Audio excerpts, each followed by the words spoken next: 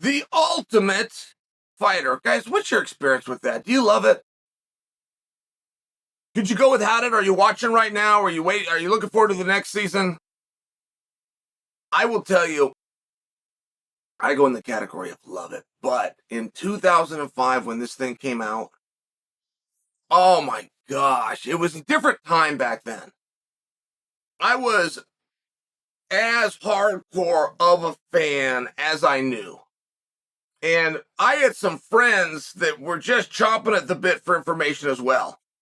But you spent a lot of time on .coms, right? Don't forget, guys, the Fox deal and what was known as mainstream didn't come out until 2012.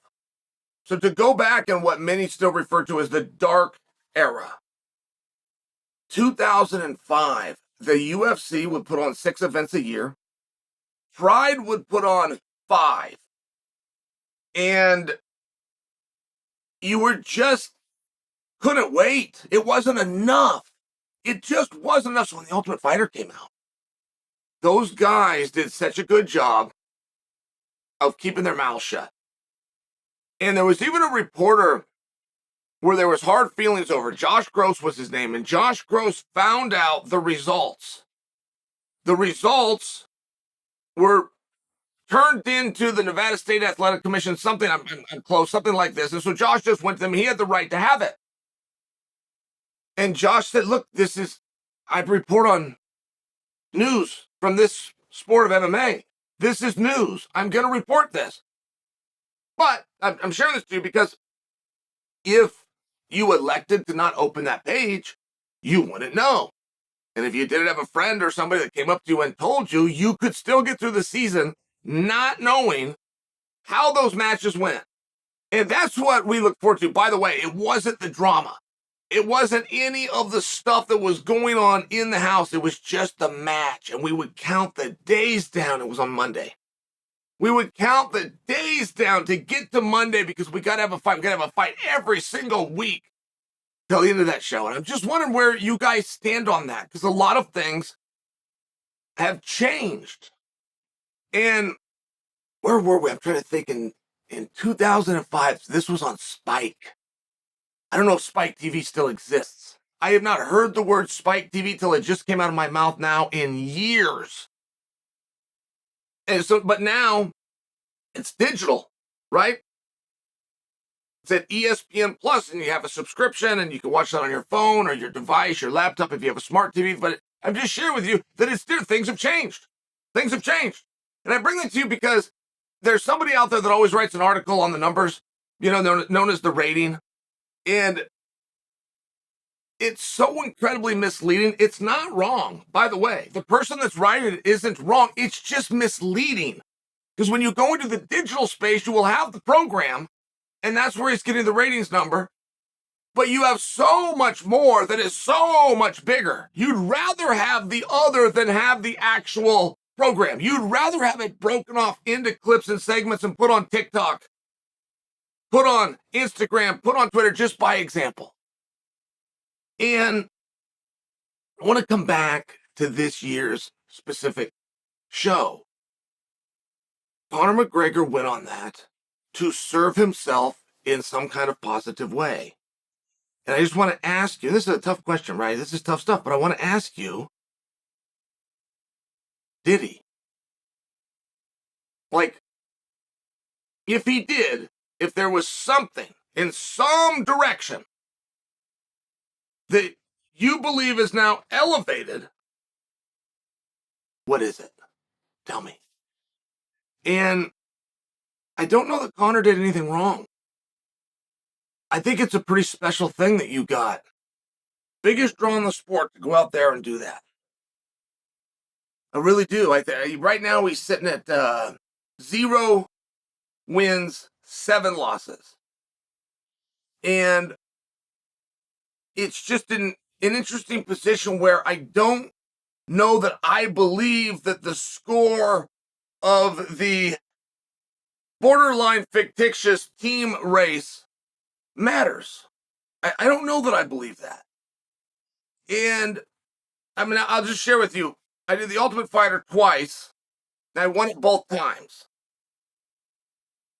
but I think some of the praise that I got was false. The credit would go to the athletes that I got to work with. It would go to them and their trainers. I was only there for 30 days, right? But I'm just sharing with you that I don't know that anybody really sees that differently. So where's the miss here? What turns out to be the problem, and how do you change it moving forward?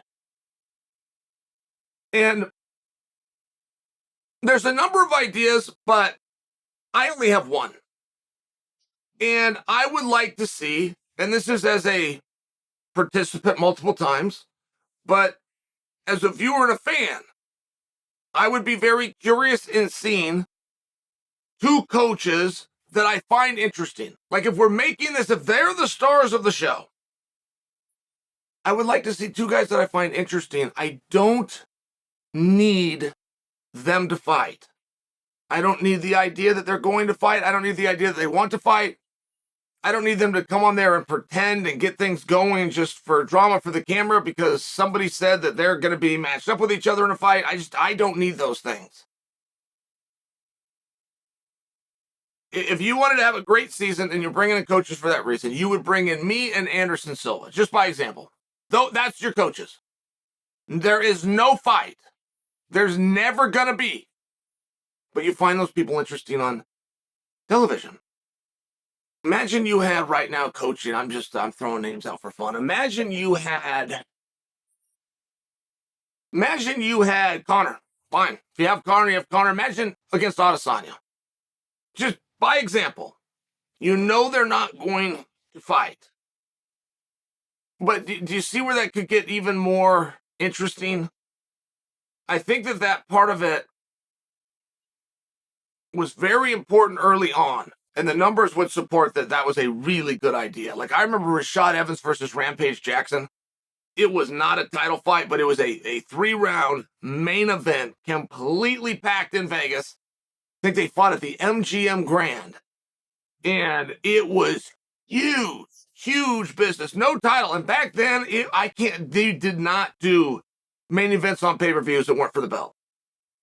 Those two through the Ultimate Fighter. I just bring that. There's a number of examples. I know that worked. I know that formula and that recipe was really something. And I just think that now it's the reality show. Okay, yeah, the reality is it's a show, but so's the Super Bowl. And it's a documentary is what it is. And they're documenting a journey and a tournament that happens to be the toughest tournament in all of sport. You won't get around that statement. That is not just a beautiful statement, by the way, by me. That's not just a catchy statement. It's accurate. Nobody would argue it. Tell me a tournament in sport that's more difficult than that. You got to fight just to be part of it. You got to fight 3 times during it. The whole thing is only 30 days. That means whoever makes the finals doing 4 fights in 30 days, which means 4 weigh-ins. Oh, by the way, with none of your comforts, with none of your support system, with none of your mothers that you can even talk to, you have to live and eat with the competition. You will go into the kitchen and turn the stove on with stitches, staring at the guy that gave them to you. It's just a very interesting thing. And I don't know that the coaches need to fight. And I don't think that affects it. And it's just an observation. Moving forward, it's just an observation. There's mine.